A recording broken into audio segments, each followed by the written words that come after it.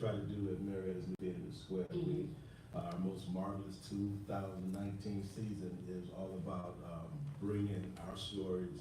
And when I say our stories, I'm talking about stories that, the classics, we bring them all back and so that people can see them, enjoy them, and have a good time and a good space to do that. Right, and it is all about the story, because I think as we deal with our story, it's the part that's missing. Yeah. We always find ourselves having to humanize us. Right. When we have such a history and such a great story. So talk to me about that. Well, I know one thing about as far as storytelling and period. Sometimes we only hear his story, as opposed to the actual history. So what we have to do is that we have to even the playing field, so to speak. It's not even playing, but actually just tell facts. And it's a lot of people start to try to make it black and white and things like that. It's just a human story. Right. And it just so happens that we have been created this America in a very diverse background or a diverse cast. Right. And I think it's just good that we represent everyone that's involved in that history. As opposed to just being his story. And you bring that with you to every performance. Do you find it, is it a benefit or is it a burden? Are you benefited because you have so much history there? I am such a country boy from Alabama that has experienced the civil rights movement firsthand. I was born in 1964, and from that, being that my mother and father, actually very much involved in it, and used to actually hide a lot of people that were involved in the civil rights movement, black and white, and actually used to hide quite a few white aunts and uncles at the house, because they stayed there so long they became aunts and uncles. So it was an amazing thing. I didn't really realize that it was that much of a difference because of the interaction that we had, and because I was raised up on a Presbyterian church school campus, and my father was the principal and my mother was a librarian and first grade teacher of mine. And we didn't even have a kindergarten, so you went straight to first grade, in my case at 5 years old. So you had that kind of experience. You had the Presbyterian church's backing that was very much involved in the Civil Rights movement. And you had all these people that were surrounding you and living in your house because they were hiding. So I didn't really think that it would come full circle into where it is 50-something years later, and we're still having the same issues. And art imitates life. And so we have a lot of art here that is imitating the life that we're still experiencing. So it's a teaching tool, whereas it's almost a ministry, because where we won't get someone in church, we may be able to get them in a theater. And so that's why we have to be able to relate the ministry of the art of theater. And so you have to offer some hope, and you have to offer some insight and some teaching at the same time. So it's a way in which we can use something of an entertainment genre to educate and inform as well as entertain. All right. I let you talk, just adjusting the live stream. But it's interesting that you say 50 years, because we're at a point now, when you talk about the civil rights movement, that everything is coming up, the 50th anniversary. And most people haven't thought about it, but as we approach 2019, that's 100 years from 1919. Okay, and I'm doing some research on, because we had the race riots of 1919. And then we look at, right at the summer, over swimming. People always say, what black people don't swim? Well, y'all kind of started a riot when we were enjoying the water. Well, the last time we were over that much water, we were going on a one-way trip. So that's probably another issue about water. So much, we don't even do cruises unless we all in the same cruise. Right, and then there's a lot of us on the boat, like in case you know. Okay. Right. But we'll leave that alone. This is the part though about, you said, I said hashtag, but you said, what was it? The skin I'm in. The skin I'm in, and the language of men, and the productions that you see. Y'all have to forgive me because I'm looking over here, and he just came off of Fences, and that's an amazing role, right? But just in Atlanta, people, you hear people say, nobody's doing this, and nobody's doing that. We hear that all the time, and I have to remind them through blogging that you can come to a production and see 10, 5, 3, even one-man show. Even a one-man show can take you through a number of characters. You talk about people that were in your home growing up. You can do a one-man show, and a lot of people don't understand about the one-man shows, how you take us through so many characters and so forth. It's also pretty taxing on the mind and body, because you have to go through so many different personalities, as well as you have to interact with some people that the audience can't see. Right. So you have to make it believable for them to think that that entity is actually right there, Right. and it's only just one person. So that's a tall order. All right, so take us through some of the shows you guys have going on. We're gonna talk about shows going on this weekend, but I know you're getting ready to play Scrooge this holiday season. Yes, Chocolate Scrooge, as someone has called it. I didn't think I was that chocolate, and then, just chocolate always sounds sexy. I was like, we're not trying to be sexy Scrooge, but no, it's gonna be a different experience, not only for the audience, but even for myself. And someone seeing in a different light, and I'll be under the tutelage of Mr. Nick Starr. And You're directing it. Yes, I'll be directing this one, yes. And that's what I'm talking about. There's a director sitting here. But yet you'll hear, we don't have control of our story, we don't have control of our narrative. But you're doing that as directing all these Yes, productions. that's the really, that's the blessing about being at Marietta's new theater in the square, is that, it sounds weird, it sounds strange, but up until maybe 8 years ago, if I wanted to perform at Marietta's Theater in the Square, and I was doing it at the time, I would be in the back, in the alley. They had plays going on here, of course, and they would do some token plays. But if you're gonna do a production with us in it, with the skin I'm in, if I was gonna direct something, it would be in the backstage. So for Mr. Thomas and our artistic director, Mr. Emil Thomas, to afford us the opportunity to be on the main stage and tell our stories. And it's not just about, like my brother said, black and white. It's not that at all. Did you talk about history? I'm talking history. We're doing our View from the Bridge, our familiar piece. We're doing Raised in collaboration with Clybourne Park. Our fellow, we're doing some really nice pieces for the community. So we're not gonna do what was done. We're gonna do it better. We're gonna include the community. Wow. And it's interesting that you say that. I know I get asked all the time. Yolanda, can you post our event, and can you be off to the side? I'm like, well, if I do my own event, I can do for the center stage. We have to control our story. We have to control our narrative. So I want to thank you guys. You guys are gonna come back up with us later because we're gonna cook. Yes. We have some fun, but I know we got we're hungry. We got people on their lunch hour. So we want to talk about and we just flipped the script on the live streaming. We're direct now on Facebook. Keep an eye on that, guys. And like I said, we're live streaming. Bear with us. A great day is gonna happen. So you want to invite people out for the next show and how to get everyone. Quattro Harris is this weekend, and then Sunday, Yeah, the one man play. We'll talk about this, but The one man play, The Trouble with My Name, Javier Villa's one man play, and you got to see this. It speaks to it's Hispanic month, but it speaks to everybody. Once again, it's our story. Again, it's history. It's history. So come on out and see us, and then the Queen, Miss Aretha Franklin. We all know a lot of people are doing a lot of stuff, to imitate and tribute-wise. They're doing that. But if you only see one, the one you want to see is October 5th and 6th right here at the Marriott Theater in the Square. And this was actually put together before her death. Right. And before it even was announced that she was sick. And so everybody's doing it now. It's like, wow, y'all do it after. We like to give the flowers before you go on. So this was done, during the summer. We were already planning this. We wanted to celebrate Aretha Franklin, and we're going to do that the weekend, October 5th and 6th. So come on out. Well, thank you. Thank you, guys. All right, y'all stick around and come back. Most Come back. definitely. Coming back to eat. Okay. All right. Everybody say come back to eat. And we are cooking, guys. We're gonna live demonstration. I'm not just wearing Can you this cook? for nothing. Can I'm you? learning how to. I have a great coach. A chef. I Chef, understand. Chef Ralph Thomas, also the proprietor of the theater. So Yes. don't bark at my connection. No, not at all. And he will jump on my live stream like, what are you doing? I mean, you usually got some pretty pots over there. and everything. I've only cut myself a few times. Oh, wow.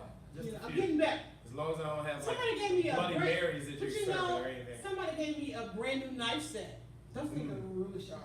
Wow. Really sharp. So please be careful giving me those cooking gifts. That's You just know, like giving a new driver a Porsche. I'm telling you, I'm like, where's all this red come from? Oh. Wow. Right. I'm learning. I'm learning. Yeah, I think I'm gonna eat down the street. Yeah. I will send you that. I tell people, look, I just cook it on TV. I'm on live stream. I'm not trying to be a chef. I'm not trying to pretend. All right, guys. Thank you. Thank you. I'm so glad y'all came out.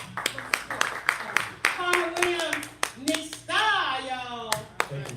All right, like I said, come back. Y'all can go. We live streaming, but just Exit to the left. stay left, stay Stage left. left. This is so pumping circumstance. We're so proper here. We Do love you, you want to help me bring your print out? Sure, most definitely. Okay, why don't you do that? You help me bring your print out. I'll do it right now. Well, let me just tell a little bit of how I know him. Oh, we got a hum. We got a home. We're gonna take care of that. Everybody try to match that. Being Same a time. blogger for 16 years, y'all, and being from Atlanta, and I think I'm finding my zone now. I've been around for a lot of the decisions that he has made, and he's one of the reasons that DryerBuzz is going viral. One of the reasons that DryerBuzz has, even though the website is called DryerBuzz.com, we have a very strong male following, and like I said, because we do blog in the language of men.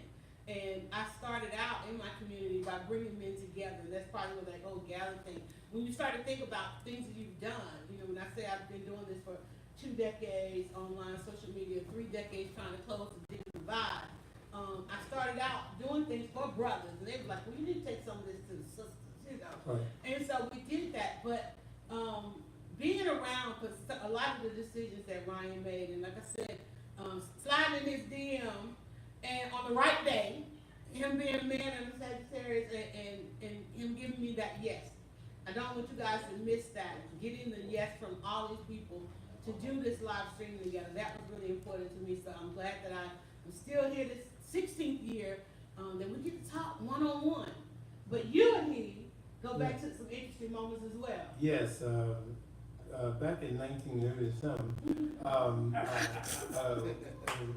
I just happened to meet this up-and-coming comedian. He had like nice buzz fade with a slight little like, I don't know if it was a kitty kid or a Jerry curl or something like that. It was at the very top of his head, he had his glasses on, like, he was almost like a hip-hop Malcolm X, so to speak. Lord. Little slim guy and stuff, and then I saw his arm, and I saw that, he was a member of the illustrious fraternity of Kappa Alpha Psi Fraternity, Incorporated.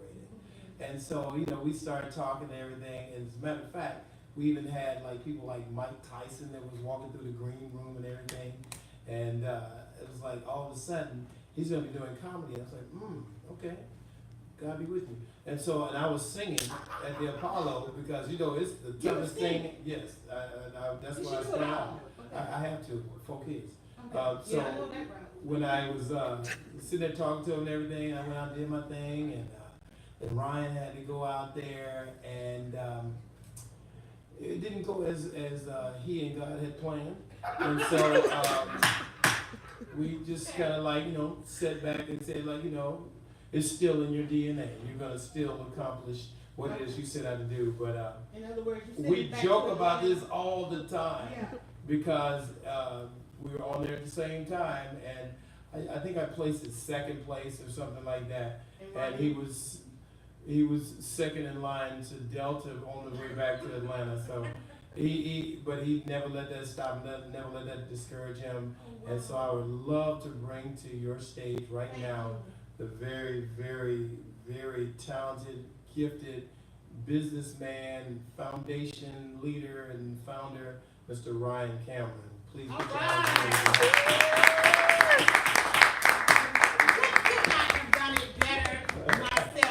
He's doing his Sandman. He's doing his Sandman, and we're changing up with him. I like a Sandman flashback. Sandman came out and took you off the stage. Yeah, that was rough. Are you serious? Yeah. You got that since it was so long ago. You got the original Sandman, right? Oh yeah. I mean, the first guy, and what Wow. the thing about it is like, I was killing at college, and had done a special for Robert Townsend, and he was doing the Hollywood Shuffle and all. I was in line, and got on a plane to New York, and actually thought of a joke on a plane. I was like, oh, this gonna kill. It killed her.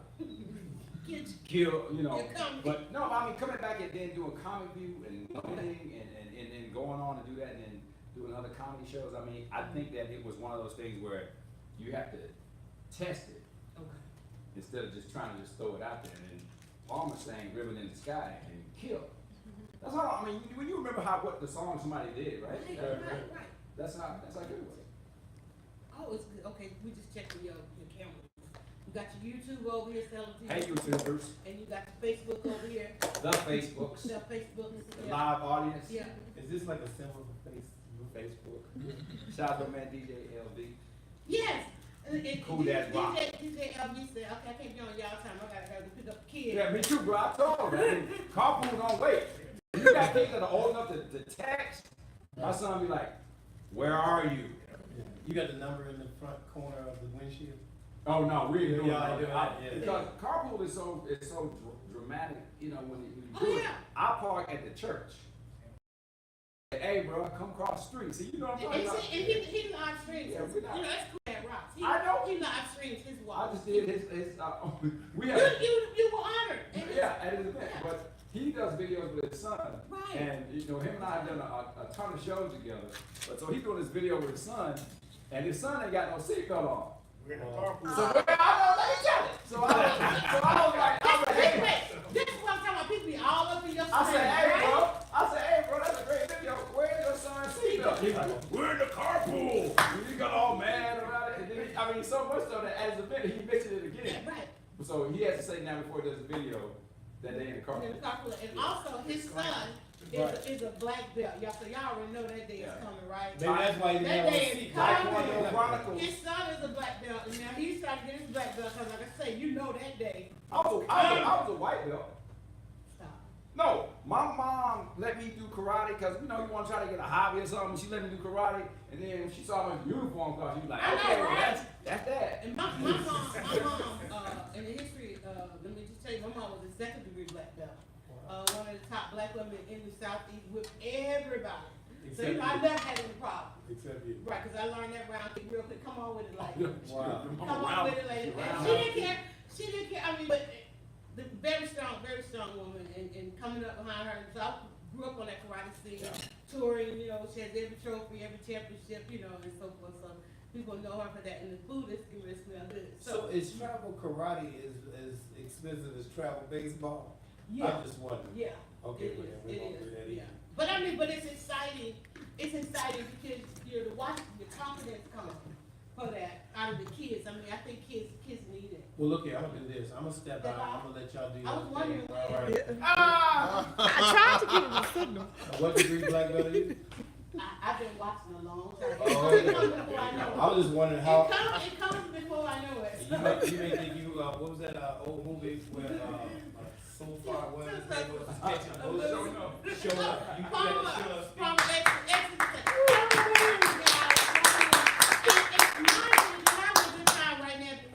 this kind of stuff that goes on live on the stage. And again, thanks to Marietta Theater Square, you know, for giving me this production. This is a yes. Like I said, Ryan, somebody in the audience needs a yes today. And you have, people always say, you know, Ryan is DryerBuzz, but they know, I'll jump on his stream and people go, that's DryerBuzz. You know, Ryan, they know it's a, once it comes to, well, he was a great baby. I was born in the hospital up the street, but I still hang out with the great baby. That's But right. this is history right here. How many transplants in the building? Right. 2 Atlanta natives on the stage, y'all. That's why y'all pay full price, because y'all don't know the hand. Right, and be caught in traffic. Traffic is the transplant. I got on my Twitter feed right now, there's an Uber argument going on because I needed a ride yesterday, so I ordered You an take Uber. Lyft? No, I took Lyft today. I Right. like to take Lyft now.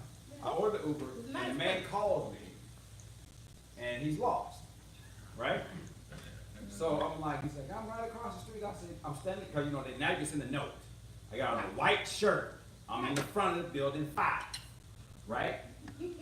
He then can't find me, hangs up, And Kim, and then cancels, and they want to charge me $6.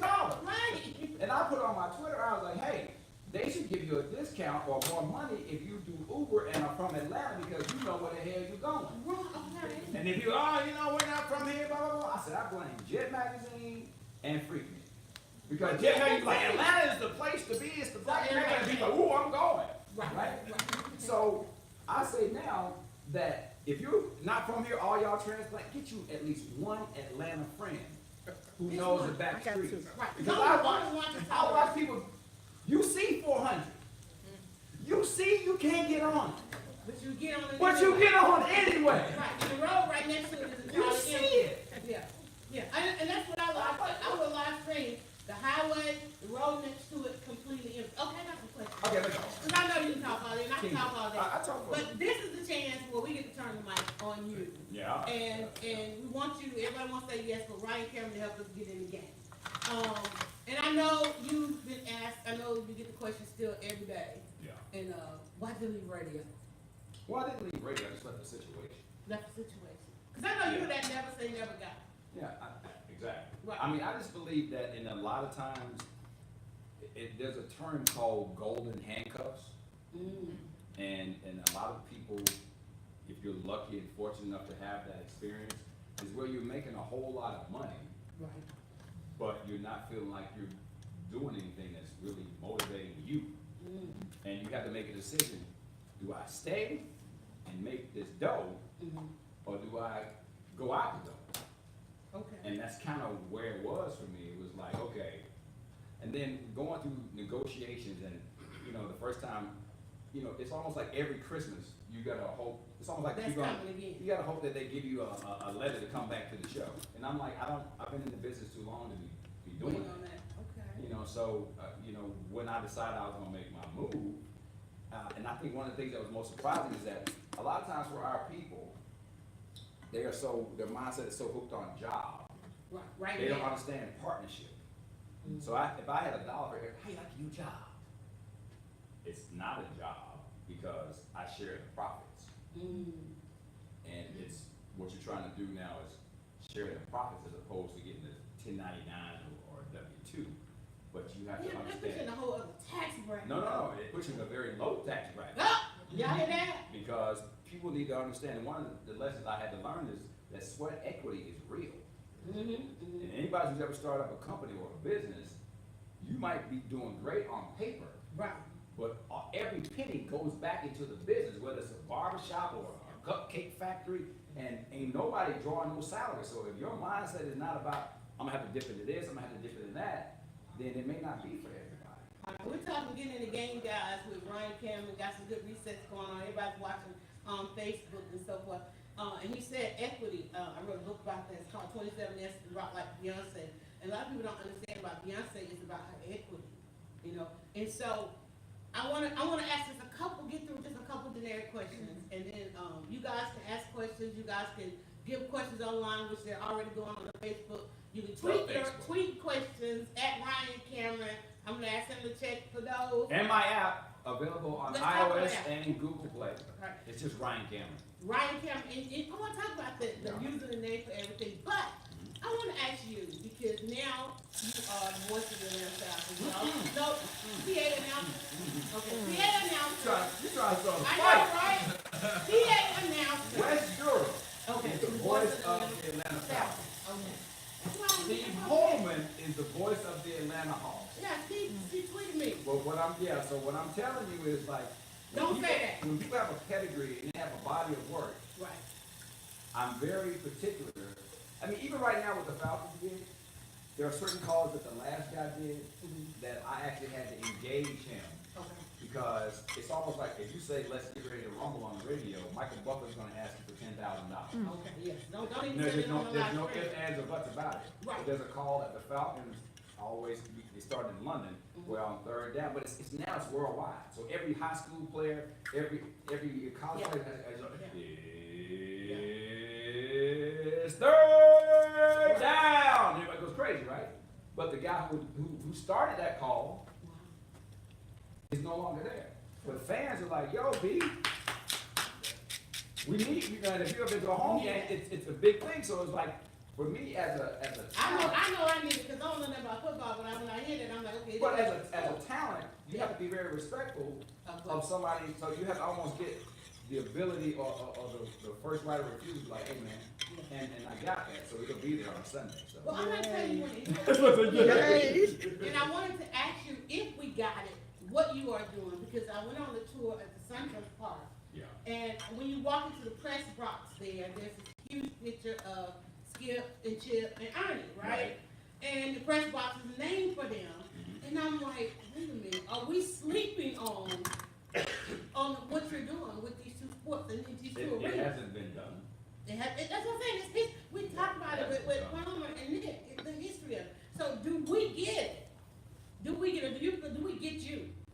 I mean, I think that you should always be trying to do something that people aren't ready for. And that I think one of the things that people are sometimes guilty of is you kind of put it into existence before it actually happens. And then you gotta go back and say, whatever happened to it. I mean, even like the Apollo story. Right. Like after I got booed off the Apollo, I still had to go back on the yard in West Georgia. And everybody was like, what happened, man? What happened, man? How'd it go? And I was like, oh, it'll be on. It'll be on. And they're like, man, what happened? I know you killed it, dog. I know you killed it. And then when it came on, and I went on the yard, it was like, whoa. You know what I'm saying? But I had that whole, I wasn't very humble about it. You know what I'm saying? Because I thought, I just knew I was going to kill New York. But even in this, like I'm always telling people, just wait and see what I do next. Because I'm always trying to, like one of the things that I've learned from being in marketing now, in 100% of the meetings I've been in, 100%. not no 9 out of 10, I'm usually the only face of color in that meeting. And these are people who are making decisions for these people in the audience. Right, for the consumer. Yeah, and it's the reason why, you have sweatshirts that have Cool as Much in the Jungle on. Right. Because the people in that boardroom don't understand why that's wrong. Or either they do and don't care. Wow. So for me, it's always like, I have to give my perspective because I'm a novice, so I can always blame it on inexperience.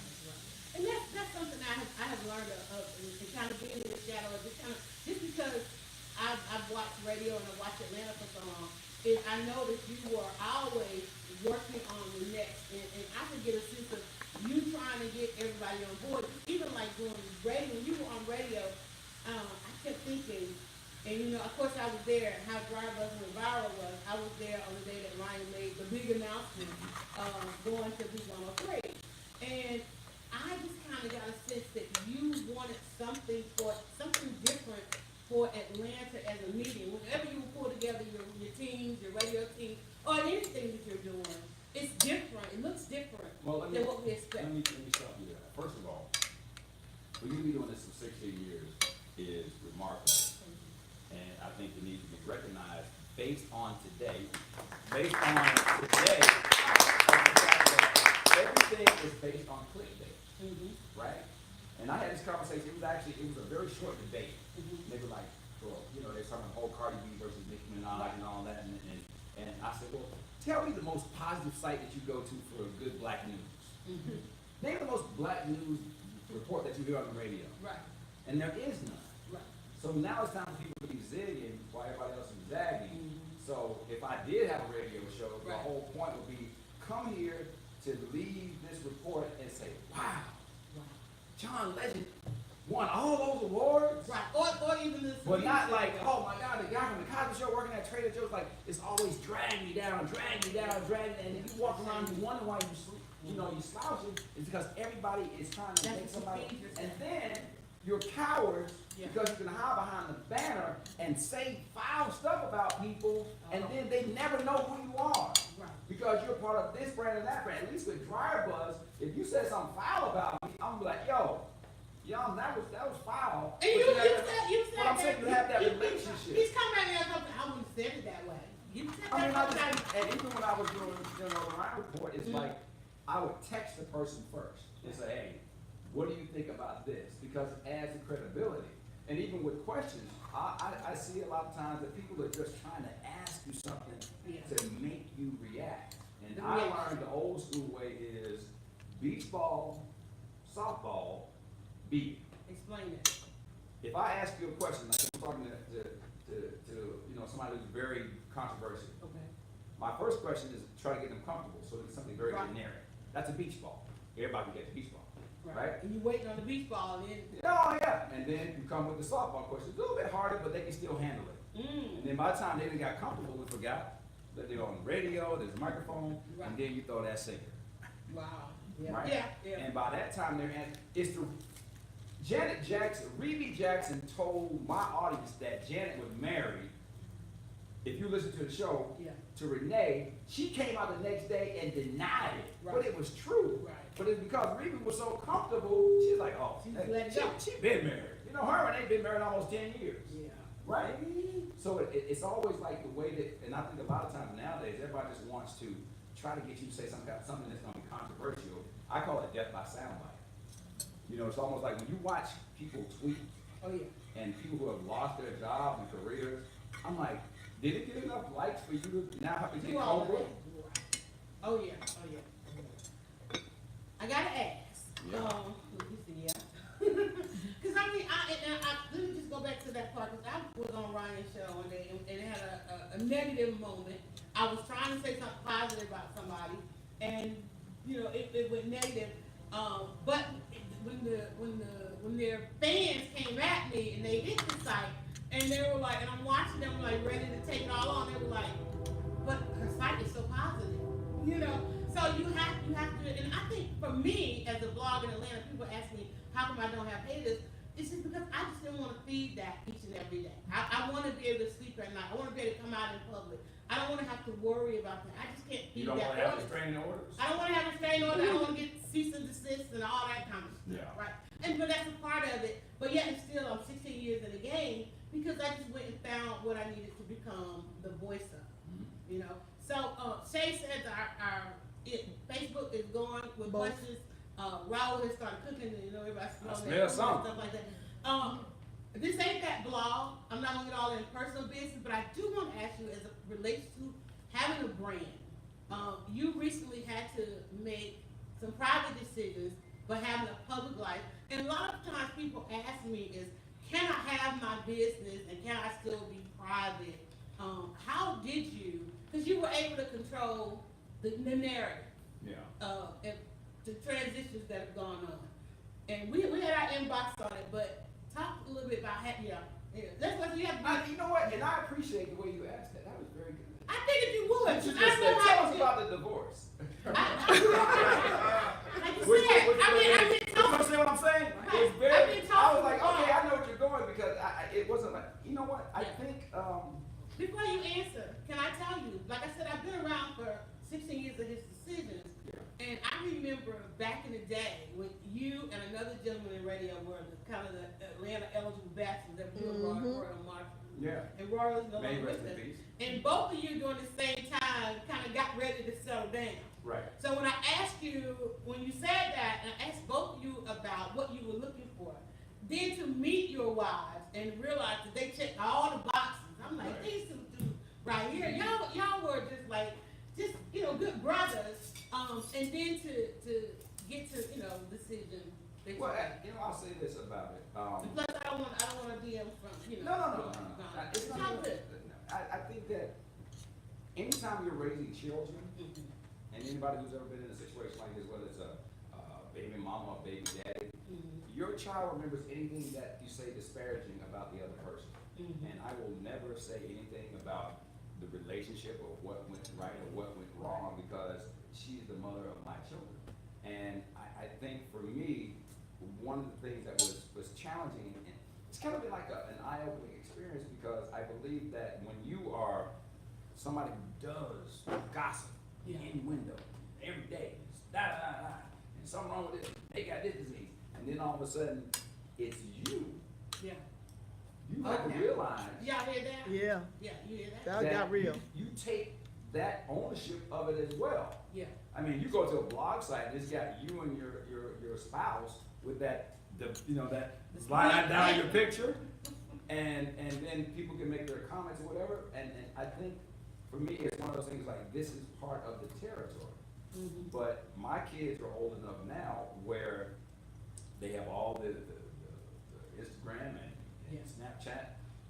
They would never do a Facebook. I'm sorry, Facebook. You know, young kids, they want Okay, to but do why that Snapchat and not Facebook? because that's what they do. They don't want to have anything to do with what we do. Okay, so. So I think that when they're able to interpret and people are able to get like it, I think the internet started in 83, Yeah, 83, right? Yeah. I'm older than the internet, Right. so it's very hard for you to get at, you know? And I don't do burner accounts, but I understand the motivation of people to try to get at you about something that When you they say get at you, what you mean? Okay, I know that I'm gonna try to troll you, so Okay. I'll say something foul to get a reaction. Get a reaction. For instance, like I talked about this yesterday. Yeah, Again, Cardi B yeah, is doing wonderful. right. Somebody who knows what their life is like was like, I can't believe you and Offset leased them cars, Right. right? Now who knows what this person is doing? But it bothered her so much that she went and did a screenshot of her up at Kim's Day Spa, which is right near my house, where she spent $48 on a manicure and pedicure, but $567,000 withdrawal to buy her Lamborghini. Why do we have to prove that to somebody who's trying to get a reaction and trying to be a clout chaser? And that's what people look for on social media, because her reacting to them, getting that comment, tagging them, that meant more to them. Exactly. Than it did anything. And it's always some on Instagram. Yeah, I wish. Have you ever noticed that? I never had no winter coat on Instagram. It's always bikinis. I don't know if y'all noticed. You have to like, I'm thinking about that. Have you ever seen somebody like, woo! Spring, Boston! or I'm wearing all this stuff. Right. Cold again. These clothes is lit! Oh, wait, that was a trend. I mean, that just kind of shows you what the premise is of what Instagram is supposed to be. Wow. Is let me show you the life. You know, somebody did a video one time, and they was like, all right, ready to go. And then I was like, why? And then it went off, and they was like, all right, it went back to doing this. You know what I'm saying? All right, you want to get some questions in? Sean's gonna pull up some questions. One of the things is you always focusing on the next, and of course there are a lot of people watching today because they know that Ryan Cameron's probably gonna hit to something, drop something. Some knowledge. Yeah. You know, it's three things that you always want to have happen in your career if you're on the radio. One is people ask you how long is your contract. Second thing is how long is your non-compete. And since February, it's been like, do you really want to stay retired? Are you in the non-compete? Is Oh, it in and up? Oh yes. And do you really want to stay retired? You know, our opinions. Okay. How do you like not getting up at 2 o'clock in the Well, see, morning? here's the thing about a partnership is like, since I've been at Rocking Tour, which is now Threaded.agency, if you want to see what we do, which is basically brain science, we've already had offers of acquisition. Dang.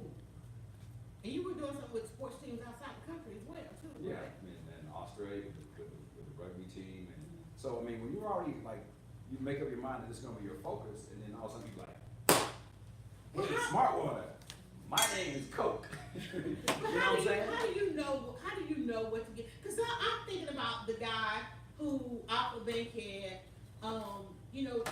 negotiations. We talked about having to negotiate. A lot of times we lose out and going to the negotiation. I mean, how do you know? How do you know you got enough value when you get to that table to ask for what you need? Then we're going to head over here to cook and we'll take some questions. I think that when you're in business, you have to be able to know that what you're, like I was talking about this yesterday, I said my new tattoo is gonna be, respect is never retroactive. And let me explain this, like, a lot of times you go into doing things because you believe that later on people are gonna recognize that you did it for the right reasons, but they're never gonna give you a bonus check for doing it for free. So if you're not doing something where in the very beginning you set the bar for yourself, Asking for it up front. every time people are going to take advantage of you. They're never gonna be like, you know what, you really did a good job, here's an extra blah, blah, it just doesn't work like that. I even talked about it one time on the radio, is that one of the things about black people that I'm kind of discouraged by is that we are so loyal to corporate America that we believe that they're always gonna have our back, and really they're plotting about your replacement. And having meetings that you don't even know Don't about. even know. And then And when- they're secure whether you're there or and not. then when it happens, you always are surprised, and then you're like, but I came in late, and I stayed early, and I didn't take no vacation, and then they be like, we didn't tell you to do all that, And that's right? that's You know what I'm talking about? that And is then the you are hurtful thing surprised. about it, yeah. You're surprised by that because you think Got that you. corporate America has loyalty to you, and it doesn't work like that. Right. You know, it's like for every box of tie that your mama bought, and every box of tie that you buy, and that you Loyalty. have you ever seen the Clorox Center of Youth and Social Change in your community? Like, if And you're not, we you're don't not know putting how the that money. went. Let's talk about Nike a little bit, you know? Like everybody's posting that they got all the Nike merchandise. I'm like, but wait, you had that merchandise before they even decided to side with you. And they didn't side with you based on, like you said, your previous purchases because you put no demand on them, right? So now, and I literally literally going in the mall, tripping over Nike because the stores are filled up with it because people are rushing out to buy it. But then, and one of the things that I get as a blogger is when I say stuff, people are like, oh, I never thought about it that way. And that's the thing about it is we never think about it that way. And I'm gonna go back to your history in radio because Atlanta was so radio driven, and a lot of that, I was talking to somebody, interviewing somebody about a film festival, and they were talking about how black people entertain themselves in Buckhead and all this, and they dropped it, like, there was this guy on the radio, you know, Ryan Cameron or something, and this is in one of the documentaries, Ryan Cameron, like, he had people doing all this stuff. To know when you look back at Atlanta that really a lot of the lifestyle that we have in Atlanta that you did. I remember one day you were on there and you told people something about going out and buy some gas, and the reaction to it, the gas companies from hearing you say go get your gas, Right. and everybody like left work and went out and bought all this gas. And but there's a lot about our lifestyle Right. that's attributed to you because it was so important, or you found it, or you let it be important to you to speak to us in that way through radio. Well, it's not, you know, I think that if you are an entertainment buff, and I think, you know, LV can attest to this, Atlanta's social life has all been changed or altered by the criminal justice system. And I'll tell you how. Yes. First of all, when Atlanta was as popular as it could be, Fred Tokars decided he wanted to murder his wife, right? They had diamonds and pearls and all these other entertainment places. Wow. And once that happened, all the people were exposed. Like, you know, Ozark, whatever. You see, everybody's kind of doing their own thing, and then all of a sudden it's like, wait a minute, he's handling the money for the drug dealers, and all of a sudden it just flipped the narrative. Wow. The second time was when Ray Lewis had his issue in Buckhead. If Ray Lewis doesn't get out that limo and that doesn't happen, we still got 100 bars. It was to the point, right? It's to the point where they were like, all right, enough is enough. Y'all got too many black people coming up here, and it's time. No, but I'm saying, Right. But again, it was another court. It was a criminal case. Okay. The third They thing changed it. was how everybody was good until BMF put that billboard up, right? Ooh, a lot of head shaking going on. It brought that, because I know what I'm talking about. Right. It brought the attention to, it was like, well, who are these people? But I mean, Jermaine didn't get that with the So-So Death billboard. It was nostalgic. He celebrated 25 years. But I'm just saying, once people get involved, they change the narrative for a lot of times for the nightlife, and that's why we're still struggling right now. That, in fact, that Bill Campbell wanted to do the blue loop for Freaknik and keep people back on the high. I mean, these things are all, you know, it's historical. Yeah, that perspective. was a bad year. It was not a good idea. That was a bad year. Because they tried to organize and control it, and it's like, look, just let it happen. Make that money, Atlanta. Freaks can't be organized. Oh my God, They have a freak me, right? You know what? I really just wouldn't freak me that way. Organized freaks. So do you find, in not being on the radio, not talking to us every day, except for through the Ryan Cameron app, please make sure y'all Available download. on iOS. Yeah. For free. Download. More than if you want to- 65,000 downloads. Download the app, guys. But do you feel like you don't get a chance to direct yourself? How do you keep in touch with us besides doing that? I mean, with the social media, of course. The social media. I think that when you owe, I think I owe Facebook money, so my stuff it doesn't spread like it's supposed to. I owe like $34. Like Right. okay. You know, now you find out stuff about Facebook, like, oh, for real? What happened? You know what? When I realized the power of social media, I was on vacation, and I think everybody who I knew started texting me and saying, "Hey man, check your Twitter. Check your Twitter. Check your Twitter. Check your Twitter." Wait. So you didn't realize the power of social media when I went live at your press conference with my flip phone? No. What I'm talking about is the power of people. social media, of people realizing that you They are can access to an influence person and that you're African American. I got hacked You by, did. by some Russians. Yeah. Right? And I did not know this. Now, you know, you say, oh, that's BS. But once Twitter blocked my account, Yeah. right? Because They were trying to make ads. I mean, they were trying to make ads, and I found out this later on. They tried to spend $130,000 in ads in one day. On every tweet was $5,000. Because they were looking for people who were verified, that were African American, Right. and it was gonna make it seem like it was racist.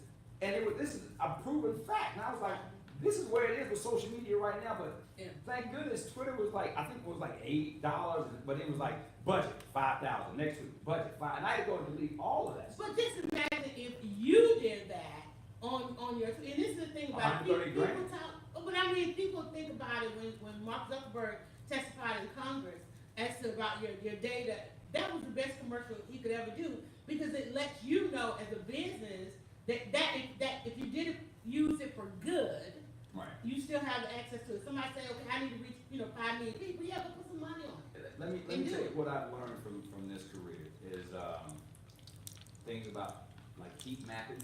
Yeah. The fact that your cell phone, if I build a stadium and you don't even have to have your Wi-Fi on, if I put enough spots in there, I can track you throughout the entire stadium, and your phone doesn't even have to be on. Right. Right? I mean, the things that I've learned about Alexa and Echo, if you're not using it, you have to turn it off. You have to turn it off because I'm sure you'll be all of a sudden you're like, man, how they know I'm looking for? Yeah, I always say I need $20 flights to New York. I need $20 flights to New York. I said it all day. I need $20 flights to New York. But this phone, let me tell you something. This new iPhone 10, I left it in the kitchen live streaming. I went down the hall, and that thing picked up everything that I said. And I'm like, I hear that call. And I'm whispering, and that phone still heard me. So when you're not using it, it's using you. But I want you to go cook and okay, go I'm gonna go cook. I talked about this on my show, and I don't think people really, realizing what I was trying to say. Yeah. That there's a data gathering center in the middle of the desert. Every text message you send, whether you're innocent or not, is being stored. Right. Anything that you're doing is being stored, and the premise is 10 years down the line, if your mama loses it and go and kill somebody, they can pull up that data and go, well, shoot, man. In 2018, she was like, it's about to get real. Like, you know what I'm saying? Like, they're storing everything, and we're so dependent on these things. Like, I think they had something on Instagram or on how you can check your iPhone on your settings and see, and your location to see how much time you're spending on everything. And you think because you get off of Twitter and go to Instagram, you're not using your social media. And I'm dependent on that. I need that. That's my alibi. Because I may tweet the wrong thing and get mad at somebody. I'm like, you know what I do? I went on. Before I get mad, I send it to myself. I will text out some of the crazy. Can we just get a screenshot of some of those? Can you imagine? It's like a hashtag. What I want to text. You don't want his text. What I'm saying, but it just like, because once it's out there, like I was thinking about and Jamil Hill, that she was making $8 million a year. And she's no longer there. And I know I talked about golden handcuffs, because that's probably a good example of it. Right. People are like, how would you tweet and you making $8 million a year? But it was like, But you spend time on like I've learned this from this business, and somebody who's very famous and very controversial told me a long time ago that there are black people that are put in place to keep you in place. And that you don't think that. Booker T. Washington said that. But you're like, hey man, they rah, and this is what it's all about, and we the people. But their goal is to make sure that you never He says do that. more than you're supposed to do. Yeah, he said And they probably get kickbacks and bonuses for the fact that you don't do anything but listen to them while they rah. Yeah, go back and look at the Booker T. Washington. He said there are those who don't want the patient to get well, so that they remain prominent before the people. And that was again. We talked about this secret. Look at the whole medical industry. When we were growing up, they got a cancer channel. Yeah. Really? Yeah. Like you going through DirecTV and it's the whole channel. Like that just shows It's you life. what it is right now. It is. And I just fought that battle. Like I said, taking care of my mom and having to step away. I had to educate myself. And I would say I was able to extend her life by 2 years just by showing her a quick video on YouTube. She didn't want to do a procedure. Because she was a nurse, so in her mind, medicine, she was one of the first black nurses in Atlanta. So she, in her mind, she's still thinking procedures are what they have been. But by showing her mom is microscopic, they're gonna go in, they're gonna do this. And literally when she was sitting there, I don't want it, I'm good, I had a good life. And I'm like, no, this is what it is now. Right. And having her watch that YouTube, she said, okay, I'll do it. And it's extended her life by 2 years. It gave us 2 more years. So, you know, that's the good side of social media. People that are out there sharing this content, you know, not sharing on thinking, I'm like, okay, I can't, all the stuff I'm posting on, you know, I was at the hospital with my mom for 3 months. And my dad, I texted my dad, I'm, you know, it's gonna be a while. Can you bring me something to eat? He's like, where are you? Your Instagram says you're, I was like, well, I didn't put that I'm over in the ICU, you know. He's like, I thought you guys were at home and everything's good. People don't know if my dad didn't know what I was going through. And the thing I have to live with today is not talking about it and not sharing about it. A young lady came to me and said, I kind of get a hint of what's going on with your mom. She had put her mom in a facility that I had just taken my mom out. I literally had to fight these people to get my mom. You talked about that too. I had to fight these people. I walked in, the nurse called me. Yeah. Your mom fell. My mom wouldn't fall. Right. She's on a tray. She wouldn't move. Right. I get there, I walk into a room full of medical staff, trying to figure out how to cover themselves. And I hear the guy on the phone talk to her doctor, oh, she's good, she's responding. I look, and my mother does not recognize me. I am her only child. You don't want to know what that looks like when your mom does not recognize you. But she recognized my cousin, who looked just like her sister, and gave her the look, help me. And I literally had to fight these people, get me an ambulance right now, I need to get out of here right now. Well, it's gonna take a couple days. No, it's not. You're gonna take care of this right now. And I don't know where it came from, but I looked at the guy and I said, my mother's having a stroke right now. I don't know where that came from. And my mother was having a stroke right now, and we got to the hospital, the ambulance got to, I don't know what we're dealing with right here. But to know that I saved my mother's life over and over and over again, I'm telling y'all, but I had no idea. I thought I would be in Paris. I was going to be backpacking. I had done dipped in the 401k. The kids were grown. I was getting ready to go around the world. But that wasn't the plan. But here I am, 1 year later, not crying.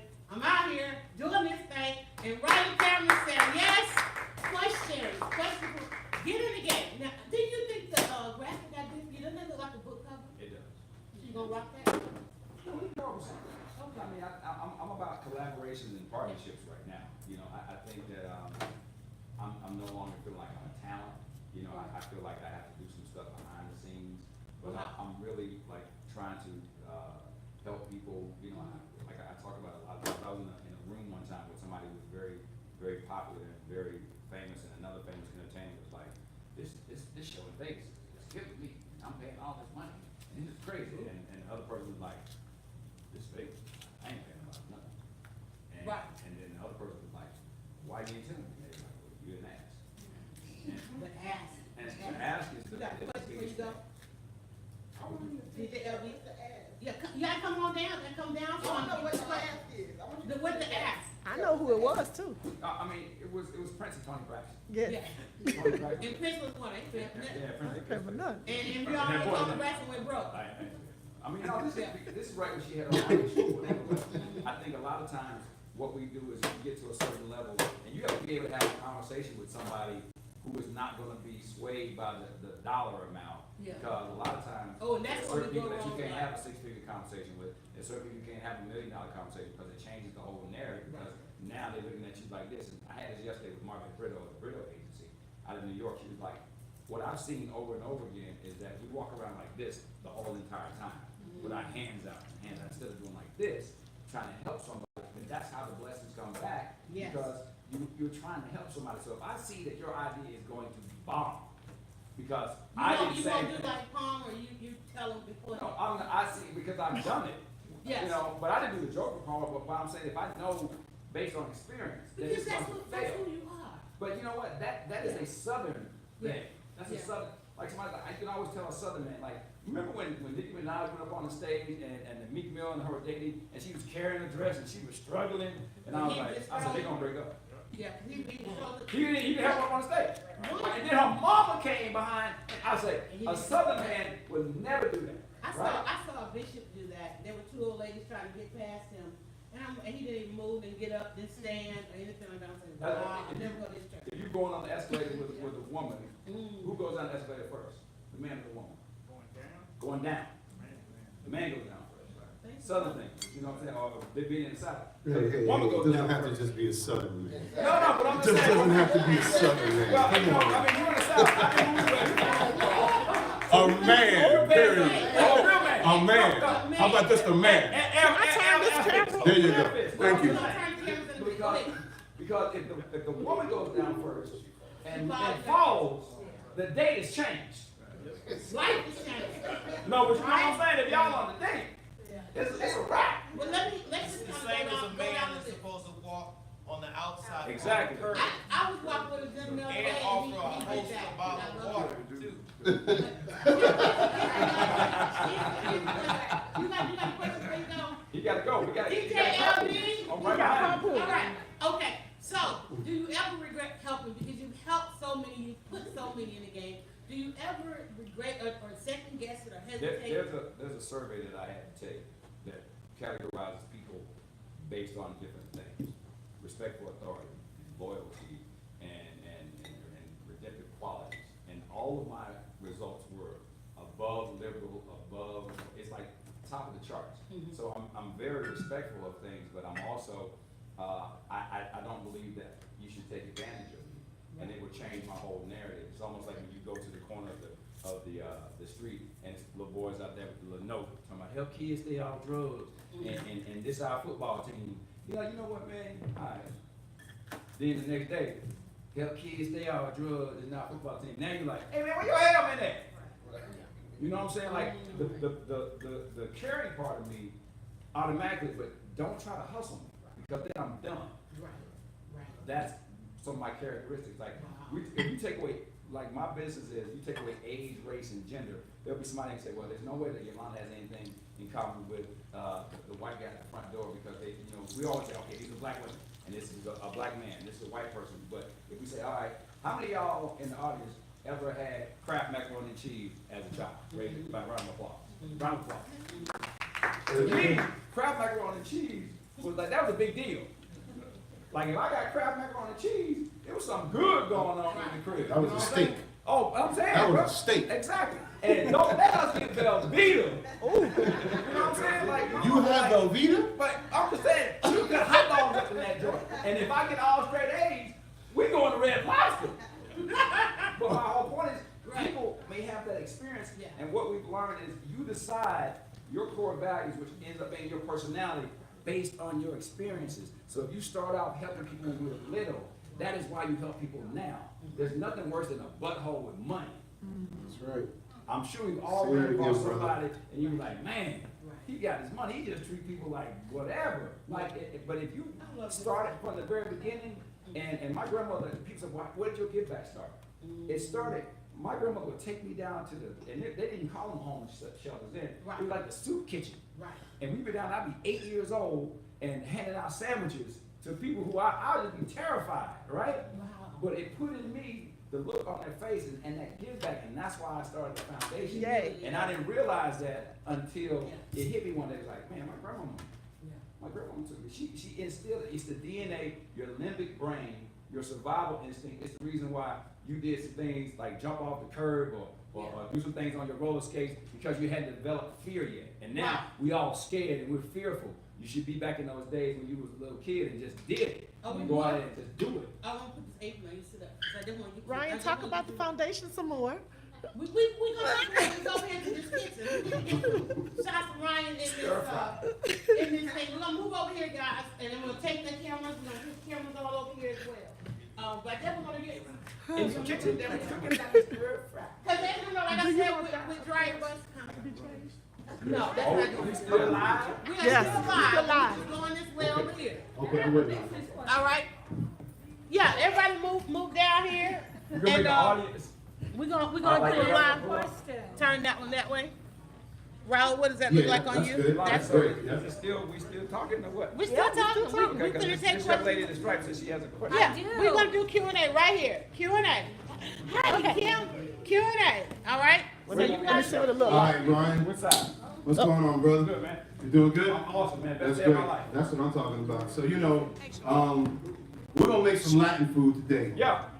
Latin men are in the house. Okay. Latin men are in the house. So here at Marietta Theater in the Square, we're celebrating Hispanic Heritage Month. And in celebrating Hispanic Heritage Month, I thought that while you guys were doing your thing, I'd throw down with a little bit of Latin food and give you guys a little bit of what's happening here at the theater. So we're gonna make some simple food that here at the theater on Saturday is going to be cooked by me for a kickoff on September 15th. It's called The Trouble with My Name, Javier Viles. And this is a Puerto Rican from Pennsylvania, a professor that speaks about what it is being coming to the mainland as a Puerto Rican and being treated as other, being treated as different, as being treated as other than Hispanics. Puerto Ricans are part of the United States. We are a commonwealth of the United States. I am Puerto Rican, and I also am the owner of this theater. So when we talk about entrepreneurship, we talk about minorities moving out, when we talk about doing the right thing, I put myself at that place of example. 5 years ago, 4.5 years ago, this theater was empty. It was empty for over 4 years. And I have a son, Emil Thomas, that went to Ball State University, was studying to become a director.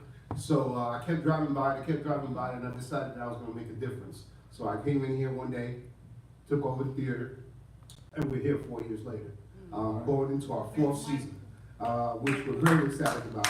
We're very happy about bringing in the arts that we're bringing to the theater.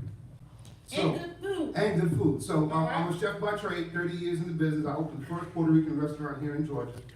So we're gonna make some empanadas, okay? So these are beef empanadas, right? We're gonna make the same thing, but I'm gonna have you come over here and I'm gonna have you make it, okay? So what I did today was, I took a little ground beef and I sauteed some onions, I sauteed some peppers. I used something that we use, which is it's called sofrito. So sofrito is like a pesto. It's like a pesto. It has cilantro, it has culantro, it has peppers, it has onions, it has cumin, it has a little bit of thyme, and then we use that as the base for everything we're cooking. So we're making like beef pies, you know, like little beef pies. I was going to ask, what is the difference between this and like when you go to Jamaica or whatever? So Jamaica is another Caribbean island. Right. So we emulate a lot of the same foods, right? Because in the Caribbean island we have the same ingredients. Right. So their beef patty would be different because of the dough that they use. It would be the only thing. And then obviously you can put all types of different stuffings inside of these different empanadas. So last night, because I knew I didn't have an oven here at the theater, no, because that's not what we're going to make yet. Yeah, you can't just be making it into what you want to make. Can I put some Cheerios in here? We're going to get rid of this. We're going to start it all over again. We're going to start this all over again. Yeah, you just already trying to go. The man is, he got a plan, and you deviate. So you can make all types of fillings, right? So for those vegetarians, I've got a vegetarian dish today. For those that are meat lovers, I got a meat lover dish for you, right? So we have ground beef that we use the sofrito for, and this is that beef with sofrito, right? But for the vegetarians, I got an avocado. I sauteed some red onions in coconut oil. Now, I like coconut oil. The reason I like coconut oil is not only is it healthy for you, but it really brings out the Caribbean taste. So we're going to throw a little bit of caramelized onions. These are red onions in olive oil. Right? Yes. I'm sorry, coconut Who's oil, hungry? not in olive oil. There you go. And we're going to mix this up, and you're going to make a vegetarian empanada, because we already got the other ones ready to go. Sean. Okay? We have a microphone to take questions from the audience. So we're going to go ahead, and you're going to go ahead and you're going to put some stuffing inside the middle of your beef patty, in the middle of your empanada shell. You're going to fill that up. Be generous with it. Don't put the oil, just put all, there you go. Put the meat. There you go, doing 3 much again. Put the meat. Right? In the meantime, while you're doing that, right, and put some more. Now you're not going to put no meat, you're making a vegetarian one. Yeah, we're making a vegetarian one. Right? While you're doing that, I'm going to have Ryan over here taste a beef empanada. Oh, Ryan gets to take. Yeah, because I'm asking the questions. So now you're going to go ahead and you're going to fold it. You're gonna take it and you're gonna fold it to the middle, Okay. and you're gonna go in the middle. So now, let's suppose you have a party at the house, or you're doing Right. different things, right? You can make, to know what it is, you can make different folds. So you can either take your finger, put it here, and fold it this way, and go ahead and continue to fold it close. Yeah, this is delicious. How you like that, Oh, brother? this feels different than. It's a different dough, right? Okay. Now, don't take the leaf, don't take the leaf, No, just right. take the dough. There you go. Keep going in there, put your finger there, and hold it down. There you go, exactly. So now we can do that, and then we have a vegetarian avocado empanada, which is amazing to have, right? I'm on the keto diet right now. So because I'm on the keto diet, I said, well, I can't eat empanada shells. So what I did was I made some great ground beef, the same exact way, because keto is good with ground beef. Right? I took an avocado and I cut it in half. And I took that avocado and I cut it in half, and then I take some of this ground beef and I put this right on top of here, and I have a keto meal. And there's a lot of avocado in the keto meal. Go ahead. And that would be a avocado. That looks good. Okay. That's correct. Yes, ma'am. Yeah, I have a business question. Yes. You talked about collaborations and partnerships. Mhm. Do you have any suggestions in terms of how we can maybe start a collaboration and partnership? Or there any business out there that are looking for partners? And what type of business? What are you talking about? I'm pretty open, but for my son, it may be something in the line of employment. I'm retired, so. Okay, you gotta give me a little bit more on that. For me, probably something along the lines of senior care. What me and you Health- talking about, yeah. Yes. Mm-hmm.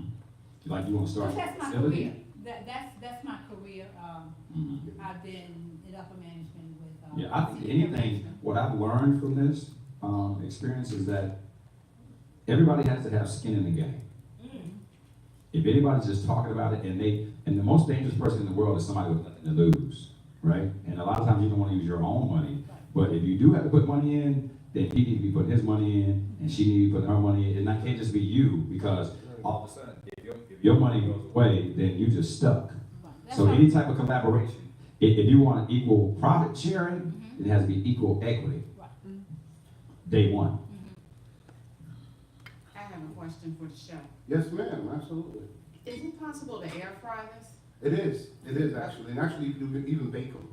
But since I don't have an oven, I didn't do it, but the healthier way, a healthier alternative, other than using the coconut oil, would be to stick them in the oven or air fry them, absolutely. What So- type of bread is So I was Can just gonna somebody say, say you what can air go to fryer the is? grocery store, It's a- because you're not gonna make your own dough, and you can It's pick an up air a fryer. pack of these empanada shells. Really, I They're in don't most have of the that. Latin section, all right, you can pick those up. You got the bigger discs, these were actually made by me, the bigger ones, but these were actually purchased at the store. And you just roll them out, put any stuffings you want, you can even put something savory in there. You can put pumpkin, you can put some apple puree with some pear puree, and make a savory empanada as well. It's a great thing now for, we're using it for the Hispanic Heritage Month as an appetizer that we'll be serving, but it's great for Super Bowl, it's great for football games, it's great to have something different with the ladies, and you're having out, a little sipping wine, things is a great thing to have. But that's not keto friendly. This one is keto friendly, that one is not. Did we get Right, to the your dough is question? not keto friendly. The dough is not keto friendly. Let's get a question up here. Ryan, was it easy to make the transition from radio because of the competition that's come aboard with technology, with Sirius and with the way streaming music and all that? Was it easy to make the transition? No, because I think if you talk to anybody who's in radio, they don't really consider, they're competitors, but not really a threat. Because radio's not gonna go away. If you're listening to the satellite right now, and, with a hurricane coming, and like we had a tornado come down P Street, if you were listening to XM, then you were done.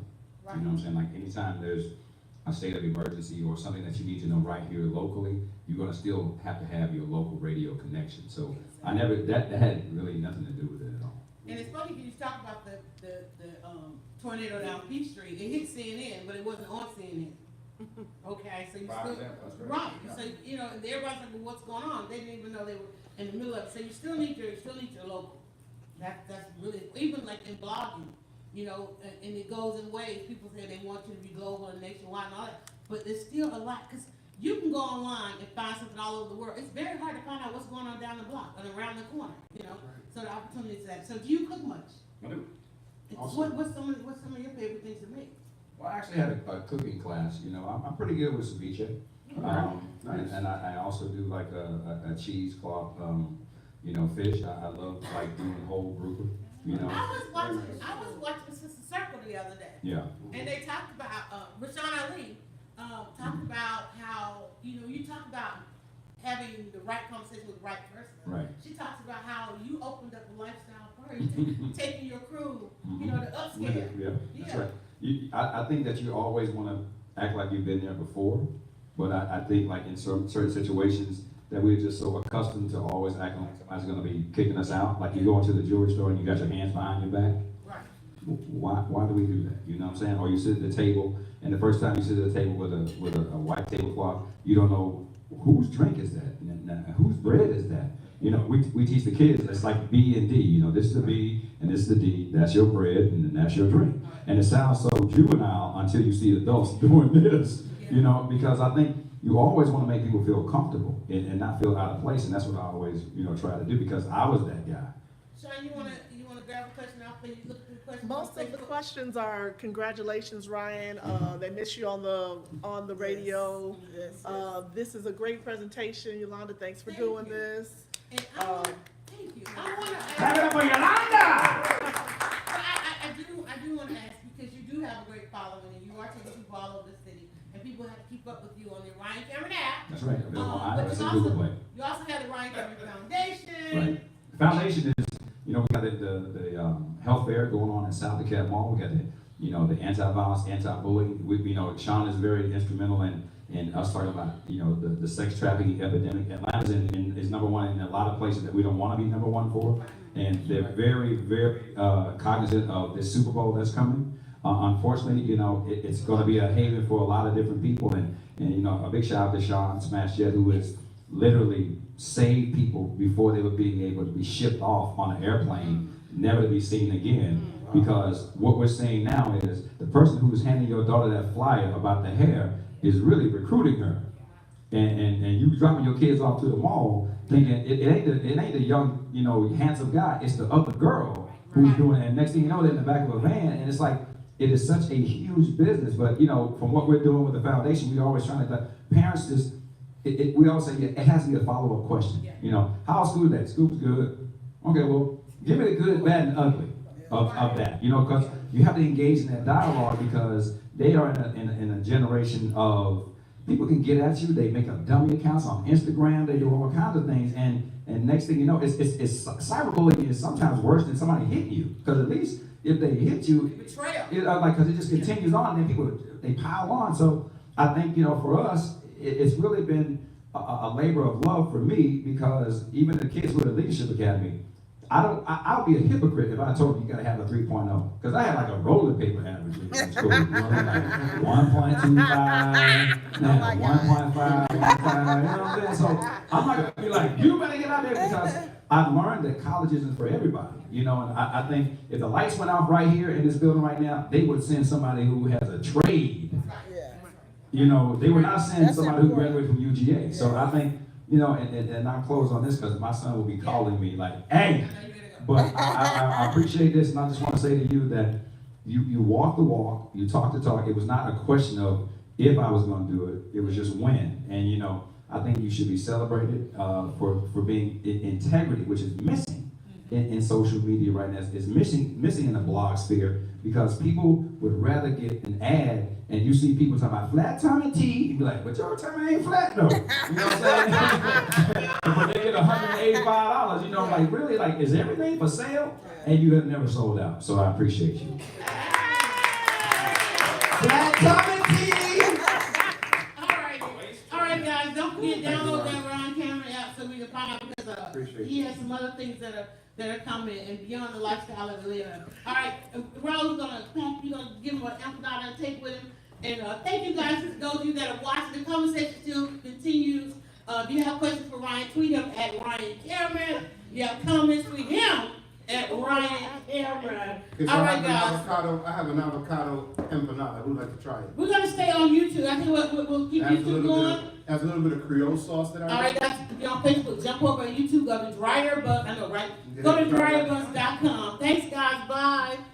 I have a chicken mojo empanada. Who would like to try that? There you go. So we made a little chicken mojo also, as I was telling, Oh, that's good. Keep on, Yolanda YouTube's still going. that, last night we took some chicken and I put it in a mojo sauce and I baked it out and I marinated it for a while. And we just stripped it real quick a little while ago, we put it into the phyllo dough as well. And we mixed that up, and then we took a little bit of the cilantro, that I call sofrito, and I put that in with some tomato sauce, a little bit of water, a little bit of oil, a little bit of garlic, some thyme, and a little bit of love, which is the most thing to put into my sauces. And then you can dip that in. Yeah. So tell me how you enjoying that? Oh my You enjoying that? That's awesome. I'm gonna make a few more, real quick. Anybody like to try this avocado keto friendly meal? I put some plantains next to it, so it's not 100% keto, but it's real close. Just I want to try. I'll make one for you, absolutely. Okay, so that's avocado with ground beef and plantains, okay? What type of bread is this again? So that's not a bread, it's a dough. It's a dough. It's a phyllo dough. Phyllo. Yes, remember you have the skin still on that, okay? So you gotta go through it. What do you have there? You have the chicken, it's the same thing that she was folding, but I gave her the avocado one, which is a little bit different. So I'm gonna go ahead and give her this one right here. You had a recipe somewhere? Yep, if you go on to raulthomas.com, that's R-A-U-L, Thomas, Thomas.com, you'll see a lot of my YouTube videos. I have a food show on the internet called Comida Latina, Comida Criolla, and you'll be able to enjoy that as well. You'll be able to see some of those different recipes and things. Is it in English? Just like Yolanda's making a comeback, I'm coming back on my food show as well. Is your food show in English? Yes, sir. Don't forget about what you're doing for the weekend. Absolutely. So talking about the weekend, this weekend, I'll be cooking for the opening of Hispanic Heritage Month. We'll be making, as you see, empanadas. We'll be making rice and peas. I'll be making a roasted pork that's marinated for 2 days in a mojo sauce. I'll be putting it in something called a cajachina, which is a roasting box, and I'll be roasting the whole pig and bringing the whole pig in here with the rice and the whole thing. So we'll be celebrating our traditional Hispanic Heritage Month that starts on the 15th of September and it ends October 15th. But here at the theater, we got a lot of things going on. As you heard, Palmer Williams Jr. will be doing Scrooge. We got the Cotton Club coming in February. As well as Cotton Club coming in February, we have our new season, and our new season is amazing. We're starting it off with the Cotton Club as a preseason show. We're going to be doing Mountaintop. Right behind Mountaintop, we'll be doing A View from the Bridge. Right behind A View from the Bridge, we'll be doing the play called Raisin in the Sun and Clybourne Park in Rec. Right behind that, we're doing Othello. And after Othello, we'll be doing Gift of the Magi, written by the artistic director one of my of this theater, Emil Thomas. In between that, we got a musical season. We'll be doing In the Heights. We'll be doing a hip-hoppery, which is a hip-hop and opera mixed together musical. And we'll be doing something called La Gringa, which is celebrating next year's Hispanic Heritage Month. So we encourage you guys to talk to everybody about what's going on here at theater. It's not just theater, it's food, there's food shows, there's all types of things happening here. This theater is alive. Very much Can you tell alive. me a little bit about your artistic director? I had to and sit how, down. you came about being the This owner gonna be of on the this floor. theater? How I became owner of this theater. And how you And we're affiliated live. with that artistic director? Before you answer that, we just went back live on the After Talk on Facebook. Okay, I'm gonna stop YouTube and All right. give you your own show on that. okay, cool. Thank you guys for watching. Absolutely. Thank you for watching, guys. So, we're talking about